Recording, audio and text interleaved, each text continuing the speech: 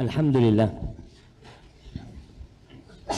alladzi anzala 'alaina al-ma' liyutahhirana bihi wa yudhhiba 'anna rijza syaitan. Segala puji bagi Allah Jalla Jalaluh yang telah menurunkan air buat kita untuk menyucikan kita, membersihkan diri kita dan mengusir gangguan syaitan. Di mana kadangkala seorang malas untuk beramal, malas untuk beribadah, dengan dia mandi tubuhnya jadi segar dan dia jadi semangat beribadah. Wassalatu wassalam ala khairil anam Sayyidina Muhammad ibn Abdullah wa ala alihi wa ashabihi wa man tabi'ahum bi ihsanin ila yaumil qiyamah. Semoga salawat dan salam senantiasa tercurahkan untuk baginda Nabi kita, manusia yang terbaik yang pernah menginjakkan kakinya di muka bumi, manusia termulia yang dijadikan percontohan oleh Allah untuk umat manusia agar kita mengikuti jalan hidup beliau, agar kita tidak tersesat dalam kehidupan ini, agar kita hidup berbahagia di tengah-tengah manusia yang tak menentu jalan hidupnya karena gonta-ganti idola. Tapi mereka yang menjadikan Rasulullah SAW sebagai panutannya, urusan dia selesai. Dalam segala sudut kehidupan Rasulullah SAW, beliaulah yang terbaik, beliaulah yang termulia. Semoga Allah menjadikan orang-orang yang mengikuti jalan beliau. Semoga salat bersambung untuk keluarga beliau, untuk istri-istri beliau, untuk putra-putri beliau, dan untuk seluruh sahabat Nabi. Semoga Allah meridhai kita bersama mereka. Amma ba'd. Ahibati fillah, kita akan melanjutkan kajian kita tentang adab dan etika. Anda ingin selalu mengingatkan dan tidak akan pernah bosan mengingatkan bahwa Rasulullah SAW mengatakan, innama bu'ithu liutammima makarimal akhlaq atau salihal akhlaq. Aku itu diutus hanya saja untuk menyempurnakan akhlak-akhlak yang mulia, perilaku-perilaku yang baik. Maka subhanallah, apabila ini menjadi salah satu target diutusnya Rasulullah SAW, kita ini yang udah Islam perlu bertanya, apakah akhlak kita udah baik? Ingat, akhlak itu adalah sifatun rasikhatun fin nafs, sifat yang tertanam di dalam jiwa, yang mengajak orang tersebut untuk melakukan perilaku, tindakan tanpa berpikir, tanpa mempertimbangkan. Udah jadi sesuatu yang naluri dari diri dia. Itu akhlak. Dan akhlak ini bisa bawaan lahir, pemberian ilahi, atau yang dihasilkan dari kerja keras seorang dan berdoa dengan Allah Subhanahu wa taala, minta agar dikasih akhlak. Ada yang lahir membawa sifat kikir, pelit, penakut, pemarah. Ada. Tapi jangan dibiarkan sifat tersebut. Rasul SAW diutus untuk memperbaiki yang salah, untuk menyempurnakan yang kurang. Maka kita sekarang ngaji nih dalam rangka untuk memperbaiki akhlak kita. Kalau antum setelah sampai ke hadis nomor 554 ternyata tidak ada perubahan sikap di diri antum, kok kayaknya ana nggak ada manfaat yang ngaji ya, Mungkin berhenti aja ngaji. Seharusnya ilmu itu membawa kepada rasa takut. Tapi kalau ternyata antum belajar nggak tambah takut sama Allah, perlu mengevaluasi diri. Apa yang salah dari diri anak? Mungkin niat anak. Mungkin anak kurang fokus. Mungkin anak kurang memohon sama Allah dan berdoa dalam menuntut ilmu. Seorang alim ulama mengatakan kunu du'atan wa antum shamitun. Jadilah kalian juru dakwah dalam kondisi kalian diam. Ditanya, "Kaif? Gimana orang bisa menjadi juru dakwah sedangkan dia tidak mengajak?" Qala bil akhlaq. Dengan akhlak kalian. Kunu du'atan wa antum shamitun. Jadilah kalian pendakwah sedangkan kalian diam, tidak ngomong. Orang tuh udah dapat pesan-pesan indah dari diri antum, antum belum berucap, belum ngomong, orang udah ngeliat, masya Allah.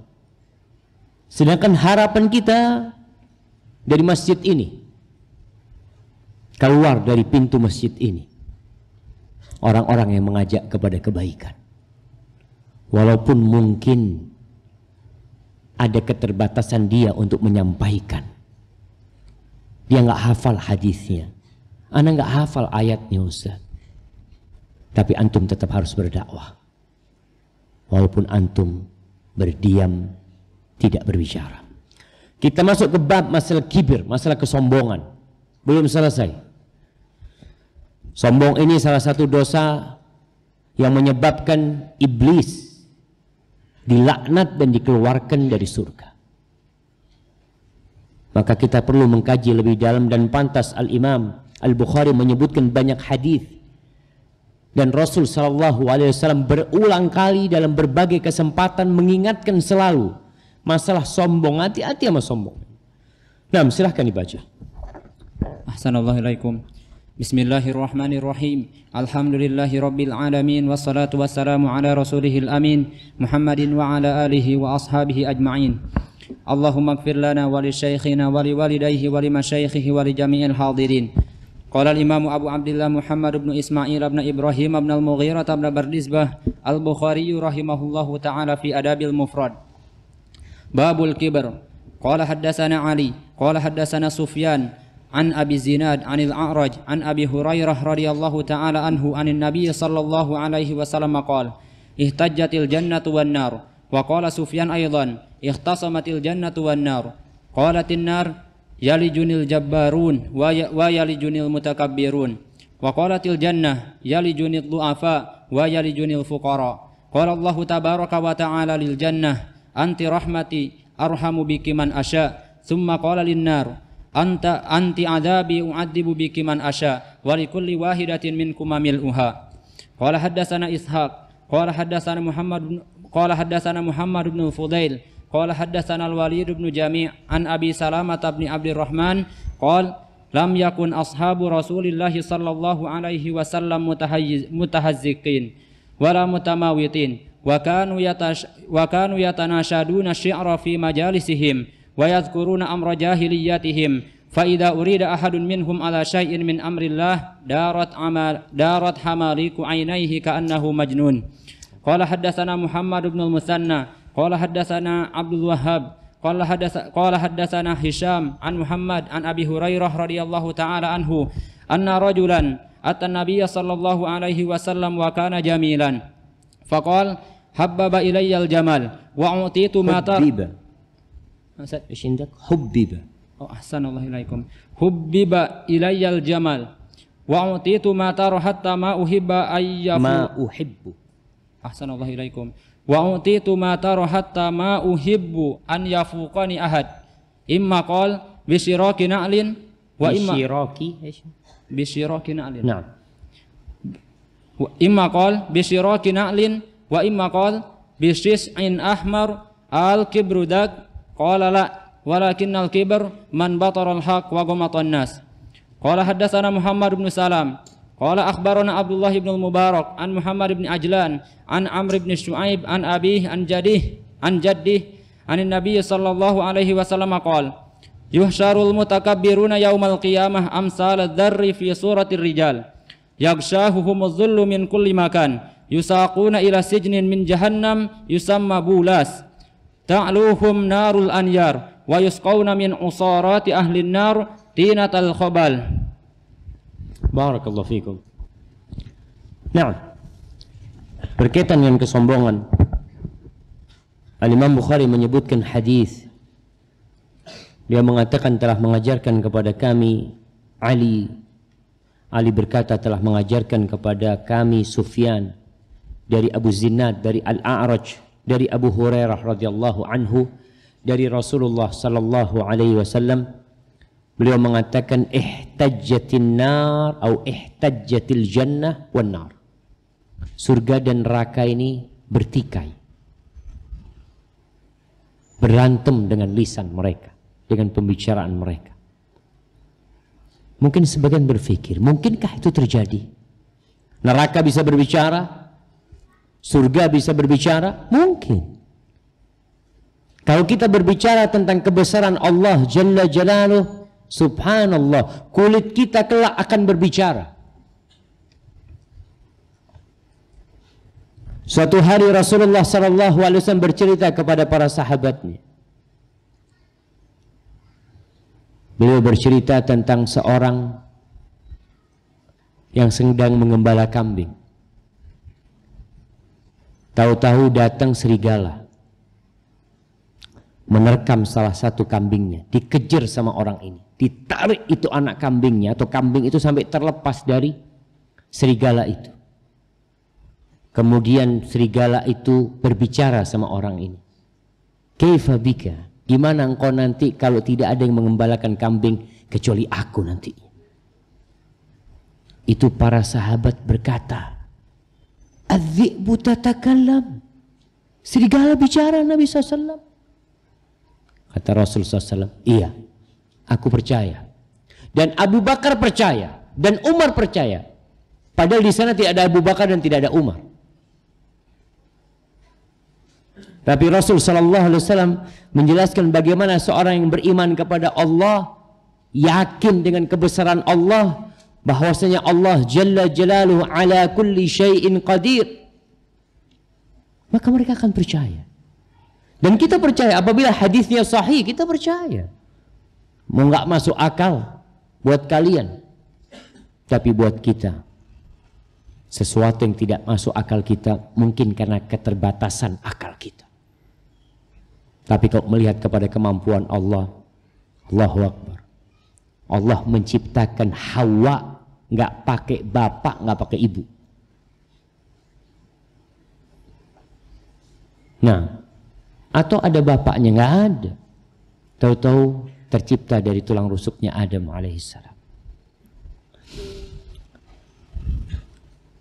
Wa qala Sufyan aidan, Sufyan gurunya Imam Bukhari. Dia mengatakan dengan lafaz ikhtasamatil jannah wan nar. Kalau tadi saling berdialog, saling berhujjah. Kalau yang ini ikhtasamat, saling bertikai. Apa yang mereka bicarakan? Qalatin nar, neraka berkata kepada surga, membanggakan dirinya, mengatakan yalijunil jabbarun wa yalijunil mutakabbirun. Yang masuk ke tempatku itu orang-orang besar. Yang masuk ke tempatku orang yang bertindak semena-mena. Jabbar jamaah disebutkan bahwasanya makna jabbar al-mamnu alladhi la yusalu ilaih, orang yang susah ditemuin, orang yang bertindak semena-mena. Susah kita mau ketemu orang ini karena perilaku dia. Adapun mutakabbir, kita tahu orang yang menyombongkan diri. Itu kata neraka. Wa qalatil jannah, sedangkan surga mengatakan yalijunid du'afa wa yalijunil fuqara. Yang masuk ke tempatku adalah orang-orang yang lemah, orang-orang yang fakir. Para ulama menjelaskan bahwa yang dimaksud dengan orang-orang yang lemah adalah al-mutawadi'una minhum, wal khadi'una lillahi biidlali anfusihim lahu. Mereka adalah orang-orang yang merendahkan dirinya, tunduk kepada Allah dengan menghinakan dirinya untuk Allah. Memang dia makhluk. Dia letakkan keningnya di bumi ini untuk Allah Jalla Jalaluhu. Maka kalau kita lihat sholat ini jamaah mengajarkan kepada kita tawadhu untuk tidak sombong. Jadi yang punya sifat buruk, bagaimana dia mengopeni atau mengobatin sifat buruknya itu? Kata Allah, wasta'inu bisabri wassalah. Kalian minta tolong itu dengan sabar dan sholat. Di antara makna sabar adalah berpuasa kita, untuk menunjukkan jiwa kita, dan sholat. Antum bisa lihat orang yang sholat, ketika dia berdiri, apa yang dia ucapkan? Dia menghadap kepada Allah sama rata dengan yang di sebelahnya, tanpa ada perbedaan. Mau yang di sebelahnya menteri, mau yang di sebelahnya pejabat, antum berdiri di sebelahnya dan antum tidak peduli sama dia. Mungkin dia peduli sama antum. Antum enggak, ana mau sholat di sebelah antum, antum mau pindah, fadhal. Enggak ada urusan. Bersama-sama kemudian dia mengatakan Allahu Akbar. Antum kecil. Antum bukan siapa-siapa. Kemudian antum ruku. Kita tahu orang yang ruku ini menundukkan dirinya, merendahkan dirinya. Untuk siapa? Untuk Rabbul Alamin. Dia tahu ana ini nggak pantas untuk membanggakan diri ana. Sedangkan semua yang ada pada diri ana adalah pemberian ilahi. Maka yang pantas untuk tunduk kepadanya adalah Allah. Ruku. Kemudian antum berdiri. Sami Allahu liman hamidah. Nama Allah lagi yang antum sebut. Lalu antum mengatakan Allahu Akbar. Dan antum letakkan kening antum di bumi. Itu yang masuk surga. Ad-du'afa. Yang mereka merendahkan dirinya, menghinakan dirinya lillahi ta'ala. Tunduk kepada Allah Jalla Jalaluhu. Awil mustad'afun minhum li faqrihim. Atau orang-orang yang lemah karena kefakiran mereka. Mereka nggak punya apa-apa. Dan dalam riwayat Al-Bukhari dalam kitab sahihnya, dan riwayat Imam Muslim dalam kitab sahihnya dengan lafaz famali la yadkhuluni illa du'afa'un nas wasaqtuhum. Kenapa ya Allah yang masuk ke tempatku ini adalah orang-orang yang lemah di antara mereka dan orang-orang yang jatuh di antara mereka, yang manusia tidak peduli sama dia. Kita kadang-kadang bicara orang itu udah jatuh dari mata anak, udah nggak ada, harganya udah nggak ada. Al-Hafidh Ibnu Hajar menyebutkan, ay al-muhtaqiruna bainahum as-saqituna min a'yunihim. Mereka adalah orang-orang yang terhina di antara mereka. Jadi orang-orang kalau melihat manusia ini buat mereka nggak ada nilainya. Dan kita bisa melihat jemaah, ada orang-orang yang memandang manusia-manusia yang taat kepada Allah itu orang-orang hina, orang-orang bodoh yang nggak faham tentang kenikmatan kehidupan dunia. As-saqituna min a'yun, yang jatuh dari mata mereka, nggak ada nilainya buat mereka. Ini pandangan ini apabila dilihat dari sudut kebanyakan manusia. Di dunia orang ini terlihat rendah, nggak ada nilainya, nggak dihargain. Tapi indallah wa binisbah ila ma indallah hum ulama rufa'a'ud darajat. Tapi di sisi Allah ini orang-orang yang katanya penghuni, yang katanya surga, kok yang masuk aku tuh orang-orang yang lemah ya, kok orang-orang yang rendahan. Tapi disebutkan di sini mereka itu rendah dalam pandangan manusia, tapi di sisi Allah mereka orang-orang besar, orang-orang yang derajatnya tinggi. Lakinnahum binisbah ila ma 'inda anfusihim li'azamatillah indahum wa khudu'ihim lahu fi ghayatit tawadhu. Tapi orang-orang ini yang dianggap lemah oleh orang-orang besar, yang di sisi Allah mereka adalah orang-orang besar dan tinggi derajatnya, tapi di sisi mereka sendiri dia tahu diri bahwasanya aku nggak pantas untuk membanggakan diriku. Tadi Imam surat Maghrib membacakan firman Allah Subhanahu wa taala, Alam tara ila alladhina yuzakkuna anfusahum balillah yuzakki man yasha. Engkau melihat enggak kepada orang-orang yang sok suci menyucikan diri mereka, yang merasa dia orang paling baik, merasa orang paling besar, orang yang agung, orang terhormat, termulia. Balillah yuzakki man yasha. Tapi Allah menyucikan siapa yang Allah kehendaki. Tetap kita jamaah dalam kondisi kita berbuat baik, kita harus merendahkan diri kita. Itu tawaduk sama Allah. Husnudzan sama Allah, suudzan sama diri sendiri. Kemudian fawasahum bidza'f wassaqr. Maka disebut sifat mereka adalah orang yang jatuh dari pandangan orang, orang yang tidak terlihat. Subhanallah.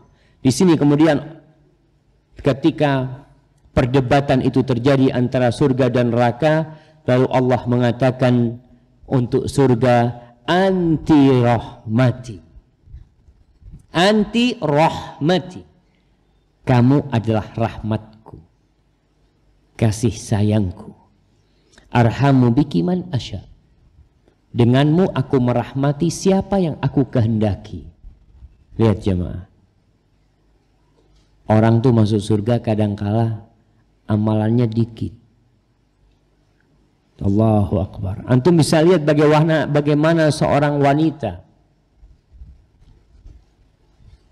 pelacur masuk surga gara-gara memberi minum seekor anjing. Dan antum bisa melihat seorang ustadz, seorang yang alim, seorang yang pandai membaca Al-Quranul Karim menjadi koreknya api neraka karena riya ketika dia beramal. Maka Allah mengatakan kepada surga, anti rahmati. Allahumma arhamna ya Rabb. Semoga kita termasuk yang Allah berkehendak memberikan rahmat buat kita dan masukkan kita ke dalam surga. Thumma qala linnar. Kemudian Allah berkata kepada neraka, anti azabi u'adzibu biki man asya. Kamu adalah azabku yang aku mengazab denganmu siapa yang aku kehendaki. Allahumma ajirna minan nar. Allahumma ajirna minan nar. Wa likulli wahidatin minkuma mil'uha. Kalian berdua akan penuh. Dua-duanya akan penuh. Allah kelak akan berkata kepada neraka Jahannam. Allah mengatakan, yauma naqulu li jahannam halim talati wa taqulu hal mim mazid.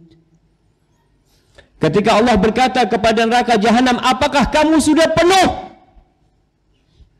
Tapi neraka Jahannam berkata, hal mim mazid. Apakah masih ada tambahan ya Allah yang bisa engkau masukkan ke sini? Wallahi jamaah, kita nggak boleh main-main dalam kehidupan ini. Kita tidak boleh bersantai ria dalam kehidupan ini. Ketika Allah berulang kali mengingatkan kita dengan dahsyatnya azabnya. Ketika Rasulullah SAW berteriak di atas mimbar mengatakan, anzartukumun nar, anzartukumun nar, anzartukumun nar. Aku peringatkan kalian, hati-hati sama neraka, hati-hati sama neraka kalian. Lalu kita bersantai ria. Maka semoga Allah membantu kita untuk melalui kehidupan ini dengan selamat. Barakallahu fikum. Baik, di hadis yang selanjutnya, Al-Imam Bukhari mengatakan, haddatsana Ishaq. Dia berkata telah mengajarkan kepada kami Muhammad ibn Fadl. Dia berkata telah mengajarkan kepada kami Al-Walid ibn Jami' dari Abu Salamah, dari Abdurrahman an Abi Salamah an Abdurrahman. Was sahih an Abi Salamah ibn Abdurrahman. Nah, jadi ini yang sahih bukan an Abdurrahman. Indak ish an Abi Salamah bin Abdurrahman. Taib. Yang dalam nuskhahnya ditulis an Abi Salamah an Abdurrahman dibetulin. Yang sahih an Abi Salamah ibn Abdurrahman. Nah, dia mengatakan lam yakun ashabu Rasulillah sallallahu alaihi wasallam mutahazziqin wala mutamawitin. Dia sebutkan bahwa para sahabat Nabi itu bukan orang yang mutahazziq, ini mungkin ekstrim, yang kaku.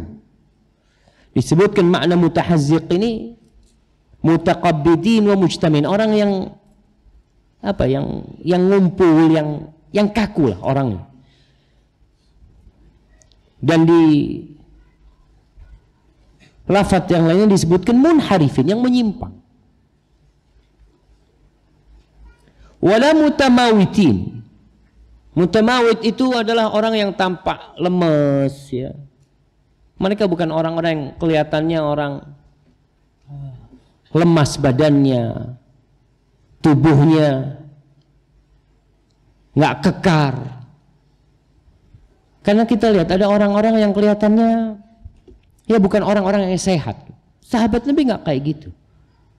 Mereka adalah orang-orang yang ahli ibadah, tapi ibadah mereka tidak membuat mereka jadi orang yang lemah. Jangan sampai antum akhirnya mengatakan ketika kurus, anak puasa Senin Kemis. Para sahabat Nabi nggak seperti itu. Mereka ahli ibadah, mereka zuhud, tapi tidak mempengaruhi tubuh mereka. Maka di sini disebutkan wa kanu yatanashaduna asy-syi'ra fi majalisihim. Biasa mereka di majelis mereka saling menyenandungkan syair-syair. Kita tahu di adat Melayu itu ada puisi di antara mereka. Bahkan ana dengar kalau mereka melamar seseorang itu datang dengan membacakan bait-bait syair, ya. Kemudian dibalas pantun pada mereka. Kalau dulu syair dibalas syair, mereka saling menyebutkan syair-syair di majelis-majelis mereka. Wa yadhkuruna amra jahiliyatihim. Kadang-kadang mereka mengingat masa jahiliyah mereka. Mengingat masa jahiliyah bukan untuk bangga dengan dosa-dosa masa jahiliyah, tapi untuk bersyukur kepada Allah atas nikmat Islam yang Allah berikan kepada mereka. Maka perlu dibedakan. Ketika seorang bercerita tentang masa lalu dia yang penuh dengan dosa, kalau cerita dia sebagai kebanggaan dengan dosa-dosa dia, dosa dia. Tutupi dosa tersebut. Tapi tatkala dia bercerita tentang masa jahiliyah untuk menceritakan nikmat Allah Jalla Jalaluh, itu terjadi. Seperti yang dilakukan oleh Ja'far bin Abi Thalib ketika berjumpa dengan Raja Najasyi di Habasyah. Ketika datang kepada Raja Najasyi, Amr bin As dan Abdullah bin Abi Umayyah, dua utusan orang-orang Quraisy, untuk membawa pulang para sahabat yang hijrah. Apa kata Ja'far bin Abi Thalib? Kunna ahla jahiliyatin na'budul asnam. Kita ini dulu orang-orang jahiliyah. Kita nyembah patung, kita nyembah berhala. Wa na'kulul maitah, kita makan bangkai. Wa na'til fawahish, kita melakukan kekejian. Wa naqta'ul arham, kita memutuskan tali silaturahim. Wa nusi'ul jiwar, kita berbuat buruk dengan tetangga kita.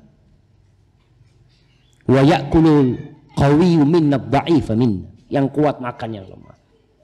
Kemudian Allah utus kepada kami Rasul, utusannya yang kita tahu tentang dia.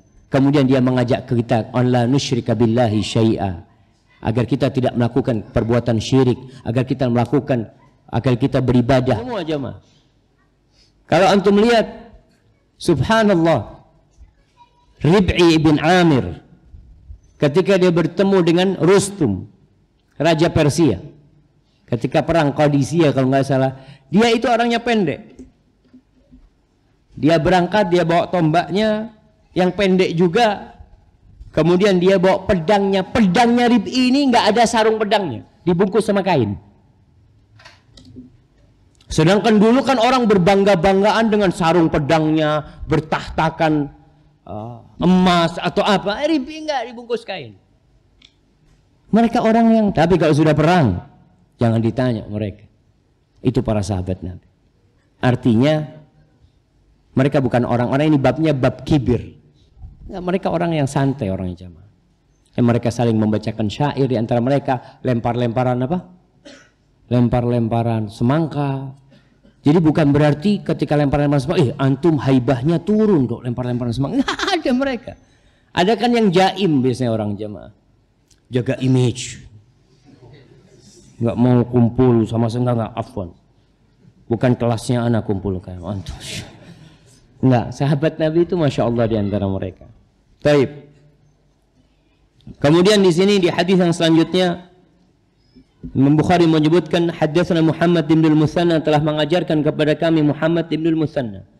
Qala haddatsana Abdul Wahhab telah mengajarkan kepada kami Abdul Wahhab, dia berkata haddatsana Hisham dari Muhammad dari Abu Hurairah radhiyallahu taala anhu, anna rajulan, bahwa seorang laki-laki datang menjumpai Nabi SAW. Ada perselisihan pendapat di antara para ulama ketika menyebutkan siapa nih orang ini yang datang namanya. Kan para sahabat tahu orang ini namanya. Ada yang mengatakan namanya Malik ibn Murarah Ar-Rahawi, ada yang mengatakan Abu Raihanah Syam'un, ada yang mengatakan Rabi'ah bin Amir, ada yang mengatakan Sawad bin Amr, ada yang mengatakan Mu'ad, wakil Abdullah bin Amr bin As. Tapi itu tidak terlalu penting buat kita. Siapa orang ini? Lakonnya ini nggak perlu kita gali siapa dia. Yang jelas orang itu dilihat sama para sahabat Nabi dan dia bertanya kepada Nabi SAW, mengatakan wa kana jamilan, orang ini tampan jamaah, ganteng orang ini. Disebutkan. Artinya sahabat yang meriwayatkan Abu Hurairah mengatakan kana jamilan. Bukan orang biasa-biasa. Bukan kayak kita kayak antum ini ya, Mas. Ini di antara para sahabat Nabi yang ganteng-ganteng disebut ganteng dia. Siapa sahabat Nabi yang ganteng? Siapa? Hasan bin Ali. Husain bin Ali. Yang wajahnya mirip Rasulullah sallallahu alaihi wasallam. Allahu akbar. Di antara sahabat Nabi yang ganteng Jarir bin Abdullah Al-Bajali yang di wajahnya ada usapan malaikat. Allahu akbar. Nih, orang ini ganteng lalu dia mengatakan faqala hubbiba ilayyal jamal. Wahai Rasul sallallahu alaihi wasallam, dicintakan kepada aku keindahan. Aku ni suka yang indah-indah. Dia cerita sama Nabi SAW. Ini jamaah pertanyaan yang muncul dari seorang yang takut kepada Allah Jalla Jalaluhu. Dia mau bertanya tentang urusan agama dia. Dia punya nafsu di dirinya yang cinta dengan keindahan. Wa u'titu mata, dan engkau melihat yang apa yang Allah berikan kepadaku. Artinya dia tahu dirinya tampan dan dia mengatakan kepada Nabi SAW, engkau lihat yang Allah berikan kepada aku. Wajahnya tampan, bajunya bagus. Mungkin cincinnya juga indah. Pokoknya lihat yang Allah berikan kepadaku wahai Rasul SAW. Dia bukan sedang berbangga diri. Tapi ada satu yang mengganjal di hati dia. Yang dia ingin tahu dari Nabi SAW hukumnya. Hatta ma uhib an yafuqani ahad. Sampai aku nggak ingin ada orang lain yang mengalahkanku. Dalam keindahan. Lihat jemaah. Pakai baju nggak ingin bajunya ada orang lain yang mengalahkan. Dilihat mereknya apa. Aduh, 70.000 lah. Punya anak 400. Masya Allah. Lihat ada orang yang pakai baju harganya 2 juta. Allahu Akbar. Besok dia beli 2,5 juta. Artinya dikatakan dia ini hatta ma uhib, sampai akhirnya gara-gara kecintaanku kepada keindahan itu, aku nggak ingin ada orang yang mengalahkanku dalam keindahan itu. Imma qala bi syiraki na'lin, atau dia berkata dalam urusan tali sepatu dia nggak ingin orang lain tali sepatunya, tali sandalnya lebih bagus dari tali sandal dia. Wa imma qala bi syis'i ahmar, atau dengan talinya sandal, syis itu syirak, sama yang buat naruh jempol kita sama tunjuk kita yang warnanya merah. Lalu al-kibr dzak, apakah itu termasuk sombong ya Rasul sallallahu alaihi wasallam? Artinya kalau Nabi SAW mengatakan sombong, dia akan tinggalkan. Dia sedang menanyakan gimana nih. Antum bisa lihat jemaah, ada orang-orang yang memang Masya Allah. Beli cincin. Berapa harga cincinnya? Allahu Akbar. Enggak mahal loh Ustaz. 30. 30 apa? 30 juta. Allahu Akbar. Kita punya motor 12 juta, ini cincinnya aja 30 juta. Subhanallah. Antum lihat ada orang-orang yang beli mobil Masya Allah. Mobilnya indah. Kalau jalan di jalan raya, semua mata memandang dia. Ada yang motornya. Masuk motor. Dilihat, Allahu Akbar. Ini yang 1 M300 susah. Ana pernah tanya sama satu orang. Ana pikir harga motornya 300. Bang, berapa harganya bang? Yang ini Ustaz enggak terlalu mahal yang Ustaz. Ini 1,2 yang ini. Yang itu mahal. Berapa? 2,3. Allahu Akbar. Tapi ada orang yang ingin seperti itu jamaah. Apakah ini masuk sombong? Orang beli mobil harga 3 miliar. Padahal cukup buat 2 orang jemaah. Yang naik cuma 2 orang. Antum kalau ana berpikir kayaknya kurang waras ini. 3 miliar cukup 2 orang. Ahsan. 3 miliar beli bus cukup buat 40 orang. Kan kalau orang berpikir seperti itu. Tapi dia punya keinginan beda jemaah. Seperti yang dikatakan ini. Dicintakan kepada dia itu keindahan. Dia nggak ingin orang lain lebih bagus dari dia pakaiannya, sandalnya, kendaraannya, atau apanya. Dia tanya, mengatakan al-kibr dak, apakah itu masuk sombong ya Rasul sallallahu alaihi wasallam? Apa jawaban Nabi? La. Tidak. Selesai jamaah. Ini jawaban Rasul sallallahu alaihi wasallam. Jadi kalau antum melihat orang pakai mobil bagus, lebih bagus dari yang lainnya, antum jangan suudzon. Ini yang sombong datang lagi. Tiap hari gonta-ganti mobil ke sini, gonta-ganti motor. La, itu bukan sombong. Rasul sallallahu alaihi wasallam ditanya dan beliau mengatakan la. Antum ngomong apa sekarang? Ini jawaban Rasul sallallahu alaihi wasallam. Lalu beliau menjelaskan, walakin man batara al-haq wa ghamatan nas. Tapi yang dimaksud dengan sombong itu orang yang menolak kebenaran dan meremehkan orang lain. Jadi urusannya bukan penampilan jamaah. Sombong itu bukan kaitannya seperti itu. Kemudian para ulama ketika menjelaskan hadis ini, mereka mengatakan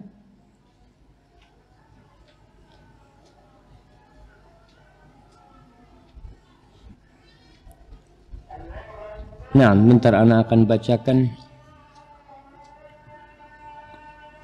Udah ada? Belum? Baik.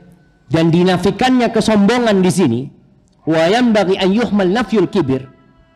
Dinafikannya kesombongan oleh Nabi SAW buat orang yang pakaiannya bagus, yang sesuai dengan kondisi dia. Artinya orang ini memang orang kaya raya, duitnya banyak dia. Memang sesuai dengan diri dia, seperti itu.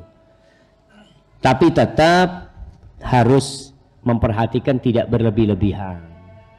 Tidak berlebih-lebihan dan kemudian tidak sampai mubadzir. Yang pakaiannya itu, kendaraannya itu tidak mendorong dia akhirnya merasa lebih baik dari orang lain, kemudian merendahkan orang lain. Artinya boleh sejatinya. Orang mau pakai jam harganya 2 miliar. Ibu-ibu bawa tas, berapa harga tasnya? Ya 900. 900 apa? 900 juta Ustaz. Antum gimana? Kalau memang itu keinginan dia, artinya dia tidak membawa dia untuk sombong. Selama tidak berlebih-lebihan, maksudnya berlebih-lebihan, dia itu gaji suaminya sebulan 2 miliar. Ya. Kalau beli tas 900, ia nggak ngabiskan gaji dia.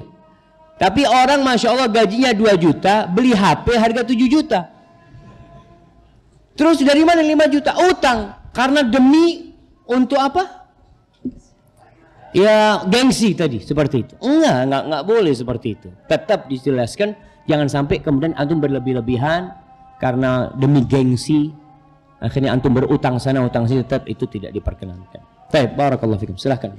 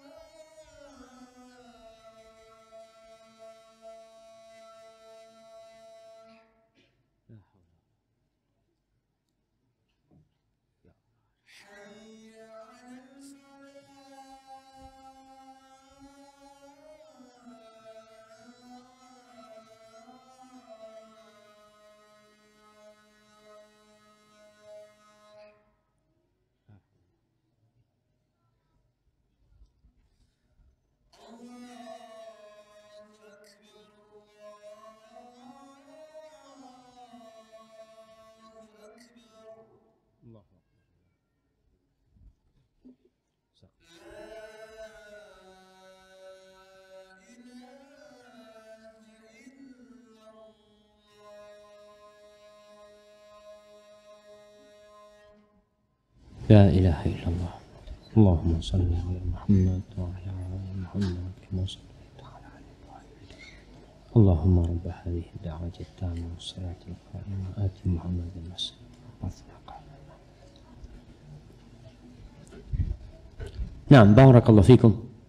Berkaitan dengan tadi kondisi orang yang ingin tampil indah dari sisi pakaian, dari sisi kendaraan, mungkin jam tangan. Kenapa antum lihat banyak jam tangan dengan merek-merek yang berbeda-beda?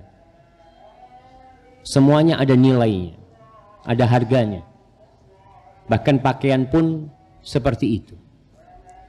Maka perlu diketahui bahwasanya apabila tujuan orang memakai itu karena kecintaan dia dengan keindahan dan dorongan dia untuk menunjukkan nikmat yang Allah berikan kepada dirinya, itu nggak ada masalah. Bahkan itu masuk wa amma bi ni'mati rabbika fahaddits. Ceritakan nikmat yang Allah berikan dengan pakaian, dengan apa. Rasulullah sallallahu alaihi wasallam mengatakan innallaha yuhibbu an yara athara ni'matihi ala 'abdihi atau an yura atharu ni'matihi ala 'abdihi. Allah tuh ingin melihat bekas nikmat yang Allah berikan kepada hambanya. Artinya ketika antum dapat nikmat, ya bajunya masa tetap yang lama. Belilah baju. Sehingga orang tidak melihat antum, oh ini kok kayaknya miskin banget nih mahasiswa ya. Kenapa bajunya nggak ganti-ganti? Seperti itu. Padahal dia punya. Itu nggak ada masalah. Yang penting tadi jangan sampai pakaian yang kita kenakan, motor, kendaraan yang kita pakai, jangan sampai mendorong kita akhirnya untuk merasa besar. Lalu kita meremehkan orang lain dan merendahkan mereka. Saya rasa hadis yang terakhir kita akan kaji pada pertemuan yang akan datang insyaallah. Kita masuk ke tanya jawab jemaah. Nah, Ustadz pemilik rokok tidak merokok, akan tetapi dia membuat dan menjual rokok kepada masyarakat. Apakah dia berdosa? Pemilik rokok, Ustaz? Pemilik rokok dosa jariah. Nah, jemaah berkaitan dengan rokok kita sudah sampaikan bahwasanya memang kita lihat mungkin di Indonesia ini ada dua pendapat. Satu mengatakan haram, yang satu tetap bersikukuh mengatakan makruh. Tapi kalau orang mau mendalami tentang rokok, insya Allah bila dia tidak mengikuti hawa nafsunya, dia melihat kepada dalil-dalil syariat, dalil-dalil agama, kemudian dia melihat kepada bahaya rokok itu sendiri, semoga dia sampai kepada kesimpulan bahwasanya rokok memang sudah nggak boleh lagi, sudah haram hukumnya. Dan pemerintah kita pun sudah berulang kali menulis, bukan menulis, bahkan diwajibkan menuliskan dalam bungkus rokok, di iklan rokok, rokok membunuh. Tapi yang jadi masalah itu nggak dibaca sama orang. Maka berusaha kita untuk meninggalkan rokok, tidak berjualan rokok. Sudah ada yang sodakoh rokok, sodakoh rokok, fadl, tafadhal, wahid, fadl. Kalau dia sakit batuk-batuk, afwan. Antum cuma bilang afwan. Karena jelas-jelas rokok ini membawa pada penyakit. Insya Allah tidak ada khilaf di antara dokter. Walaupun ada dokter yang masih merokok, tapi tetap dia tahu rokok itu berbahaya. Maka kalau bicara orang yang jual rokok, maka dia membantu orang itu melakukan sesuatu yang dibenci sebenarnya. Maka jangan jualan rokok sudah. Dan anak heran kalau kita masuk ke beberapa minimarket ditanya, antum mau tambah rokoknya, Pak? Tambah rokoknya, tambah pulsanya atau apa? Maka berusaha jemaah kita untuk menekan rokok. Sudah saatnya orang-orang barat jemaah, orang-orang kafir itu sudah membuat aturan yang ketat sekali tentang rokok. Bahkan di Singapura itu harganya rokok itu 10 kali lipat dari yang di Indonesia. Jadi kalau di sini 20.000, di sana bisa 200.000 harga. Untuk apa? Untuk mencegah orang ngerokok. supaya berhenti orang rokok. Nggak ada manfaatnya. Buat negeri kita pun kalau bicarakan, oh cukainya masuk ke negara. Nah, cukai masuk ke negara, tapi negara harus ngobatin orang-orang korban rokok itu. Dan itu lebih besar daripada manfaat dari cukai yang diterima. Akhirnya itulah nggak barokah penghasilannya akhirnya. Lari kepada orang-orang yang berpenyakit. Rumah sakit ini di Jember, kemarin ada yang menyebutkan karena sudah mau bikin divisi khusus untuk tentang rokok ini, tentang orang yang asma, apa istilahnya gitu, yang perokok sudah asma kemudian lebih parah dari itu jamaah, gara-gara rokok sebenarnya. Nah, apakah hukumnya menceritakan maksiat kita dahulu sebagai ibrah atau pelajaran terhadap orang lain? Memang perlu nggak antum ceritakan? Kalau nggak perlu, ada apa antum cerita? Ja'far menceritakan hal itu untuk menceritakan nikmat yang Allah berikan. Adalah orang mengatakan, ya Allah, Ustaz, dulu ana apa ya Allah, dosa apa yang tidak ana lakukan, semoga Allah ngampuni ana. Alhamdulillah ana dapat hidayah, Ustaz. Alhamdulillah. Tidak perlu cerita antum, ini ana dulu biasa di warung sana tuh. Nggak perlu lah. Jadi ada hal-hal, kemudian ada dosa memang yang orang nggak tahu tentang dosa antum, jangan antum ceritakan. Tapi ada dosa yang semua orang tahu tentang antum. Oh ini dulu nih yang biasa di konser-konser musik nih. Orang tahu kenal sama antum. Artinya dosa antum ini bukan dosa yang tersembunyi. Tapi dosa yang dilihat orang dan terekam oleh sejarah. Bahkan sampai hari ini pun bisa dilihat dosa-dosa antum. Umpamanya ada orang, ada penyanyi-penyanyi yang akhirnya tobat umpamanya. Ada artis-artis yang kemudian dia tobat, yang jejak dosa dia itu masih bisa ditelusuri. Orang itu tahu dengan hal itu. Maka tidak perlu dia menceritakan ini macam-macam. Ya dia sang anak dulu ya pelaku riba umpamanya. Ada orang anak dulu pelaku riba, Ustaz. Alhamdulillah Allah kasih hidayah sama anak. Itu insya Allah sesuatu yang memang kalau bicara untuk ibrah mudah-mudahan. Tapi hati-hati jangan sampai ada perasaan bangga. Ustadz, saya mendapatkan beasiswa master di Australia dengan program yang ditawarkan pemerintah di sana. Bagaimana Ustadz, apakah ana boleh teruskan belajar di Australia atau tidak? Dan ada yang mengatakan kita tidak boleh lebih dari 3 hari di negara kafir. Apakah Australia negara kafir Ustadz? Jazakumullah khair. Ya Australia negara kafir lah. Kemudian berkaitan dengan belajar jemaah. Para ulama mengatakan, bolehkah kita belajar di negeri kafir? Boleh dengan catatan. Pertama, ilmu yang akan dia pelajari tidak ada di negeri Islam. Artinya ilmu yang hendak dia kaji nggak ada di sini Ustaz. Ini baru ada di Australia. Yang kedua, ilmu itu diperlukan oleh umat. Sehingga berangkatnya antum ke sana memang untuk memberikan manfaat buat umat, bukan untuk pribadi antum. Nanti anak berangkat ke sana, ilmu itu anak akan bawa Ustaz, sehingga nggak perlu lagi orang nanti berangkat ke Australia. Sudah belajar di Jember aja nanti. Karena ilmunya sudah anak bawa ke sini. Kemudian yang ketiga, dia memiliki modal keimanan yang kuat dan ilmu yang cukup. Sehingga dia tidak terpengaruh dengan kondisi di sana. Wallahi jamaah. Ya, anak nggak pernah ke Australia dan anak nggak kepingin ke Australia. Berulang kali anak diminta udah datang ke Australia, dulu jazakallah khair lah. Anak di Indonesia udah cukup.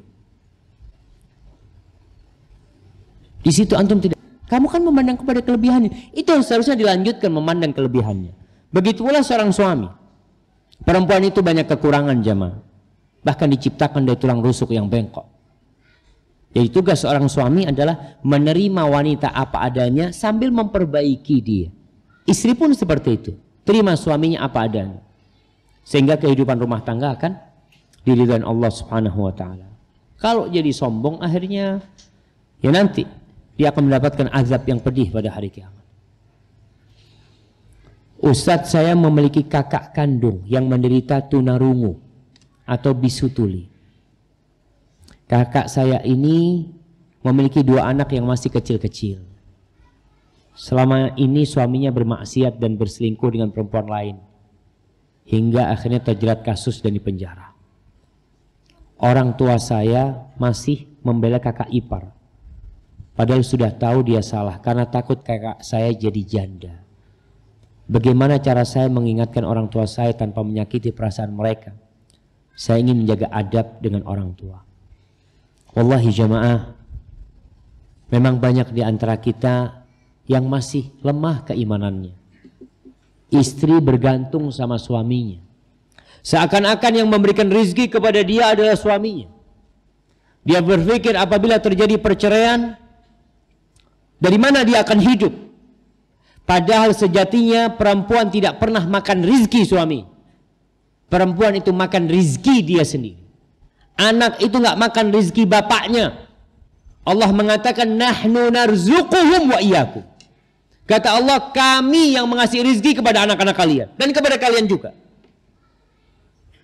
Maka bagi para wanita, ketika mendapat suaminya nggak sholat, suaminya melakukan kemaksiatan, berzina, macam-macam, kemudian yang jadi pikiran dia takut menjadi janda, seharusnya dia takut Allah murka kepada dirinya.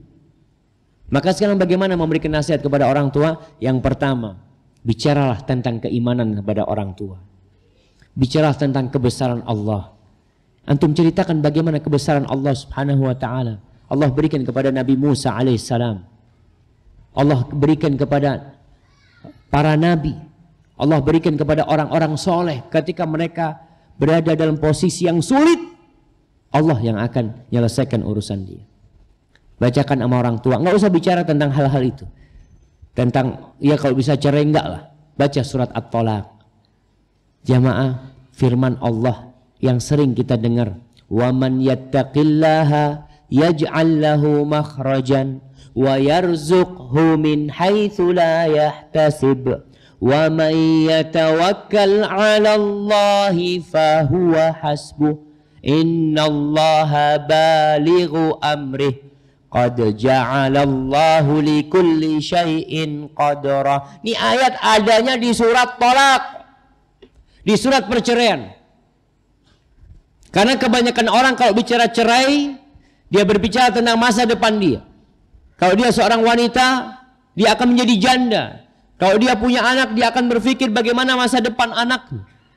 Tapi terkadang perceraian harus terjadi karena perkara-perkara yang tidak bisa dihindarkan. Disinilah yang harus diutamakan, bertakwa kepada Allah. Terus gimana masa depan dia? Allah yang akan nanggung dia.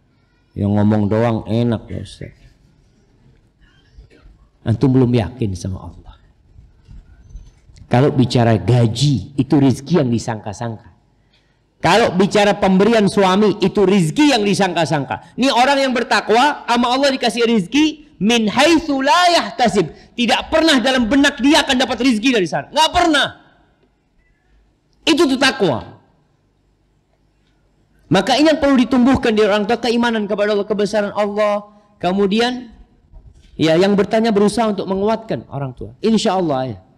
Insya Allah ibu. Adapun akan bertanggung jawab atas kakak. Aku akan berusaha. Sehingga membesarkan orang tua tidak takut. Kalau memang suaminya seperti itu tidak benar, kena kasus, masuk penjara. Dan dia mungkin memanfaatkan istrinya yang cacat. Sehingga dia tidak bisa bertindak apa-apa. Lah. Tapi kalau suaminya bisa diperbaikin dengan masuk penjara, mudah-mudahan dia berubah, ya jangan bercerai. Mudah-mudahan dengan dia seperti itu dia jadi lebih baik. Barakallahu fikum. Ana mau minum dulu. Bismillah.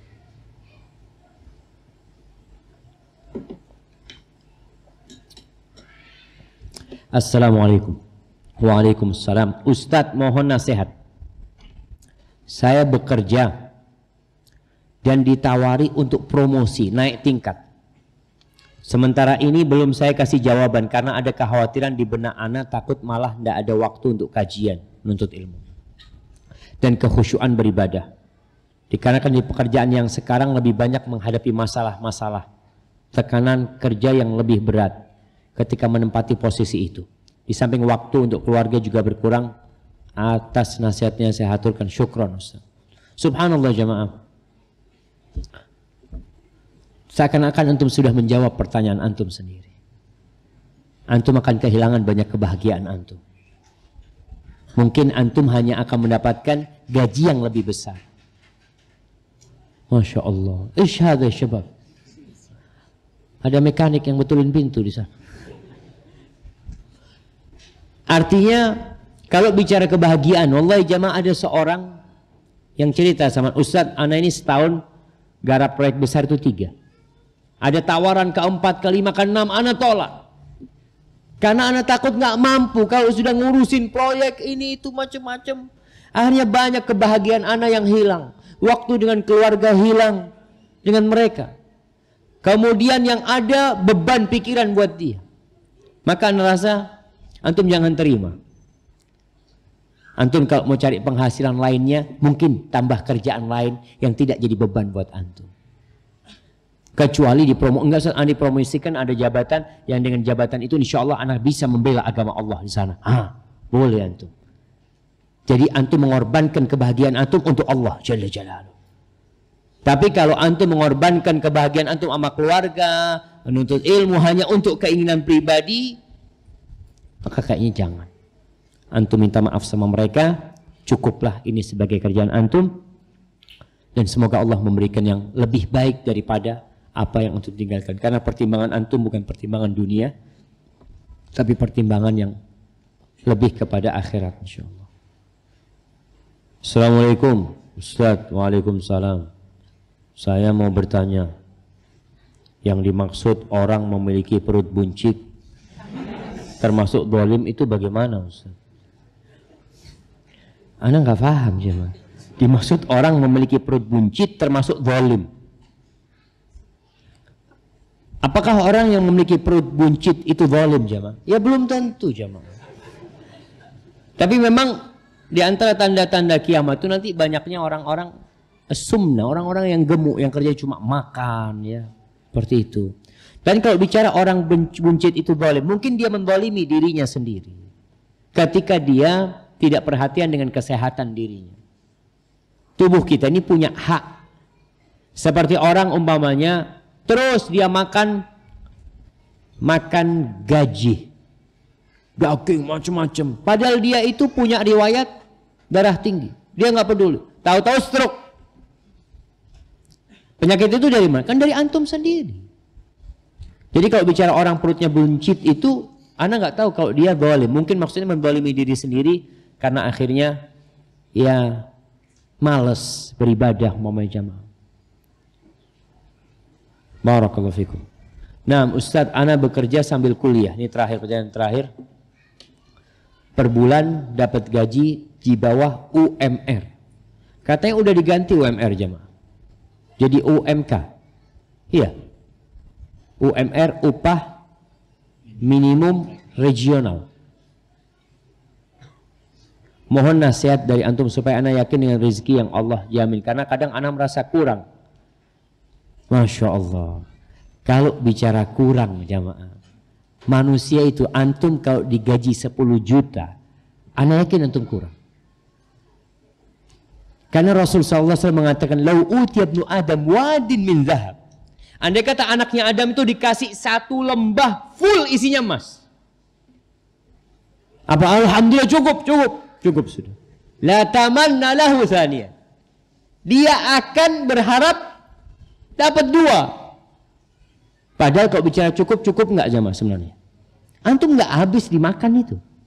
Untuk berapa tahun enggak habis. Tapi nafsu itu tetap ingin 2. Dikasih 2 ingin 3. Enggak ada yang bisa bikin puas manusia itu kecuali tanah mati. Jadi kalau bicara cukup, kita enggak akan cukup dengan berapapun. Yang perlu kita lakukan bagaimana menjadikan hati kita merasa cukup. Merasa cukup. Bagaimana caranya? Ridha dengan pemberian Allah.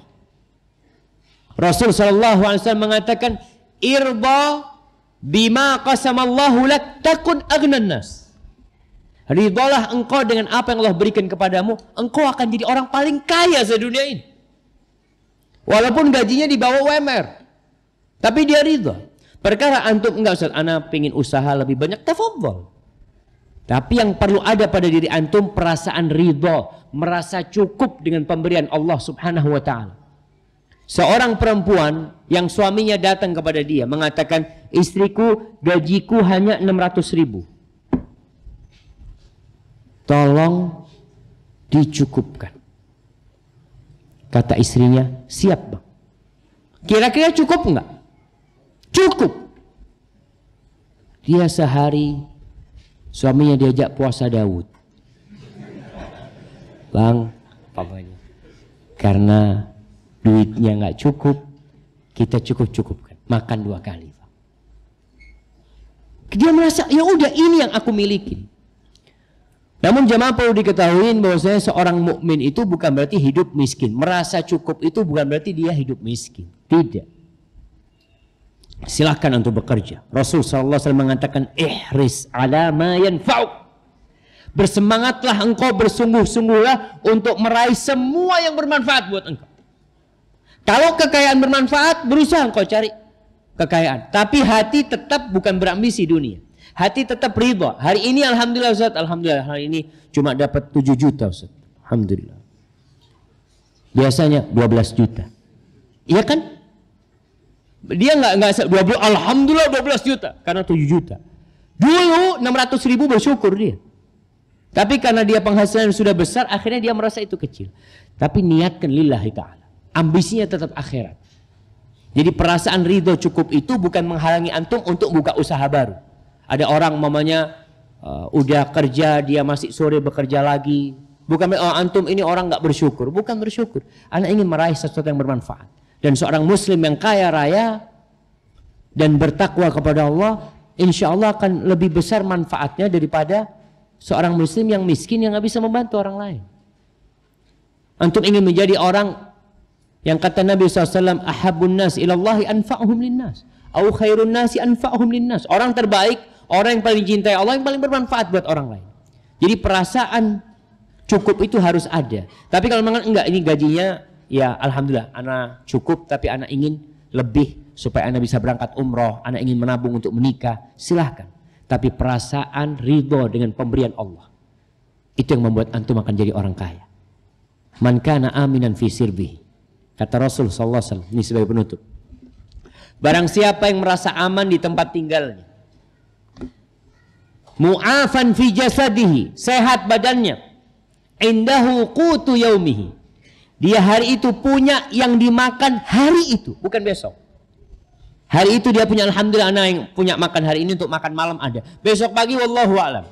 Dia punya yang dia makan hari itu. Kata Rasul sallallahu alaihi wasallam, "Faka'annama hizat lahu dunya bihadzafiriha." Seakan-akan dunia ini semuanya ditarik ke rumah dia. Antum masuk ke rumah dia, Allah, dia orang paling bahagia. Antum punya apa? Punya rezeki apa? Alhamdulillah, punya hati yang nerimo. Itu yang membuat dunia dan isinya seakan-akan jadi milik dia. Hadza wallahu a'lam bissawab. Itu yang bisa kita kaji pada kesempatan kali ini. Subhanakallahumma wa bihamdika asyhadu an la ilaha illa anta astaghfiruka wa atubu ilaik. Wassalamualaikum warahmatullahi wabarakatuh.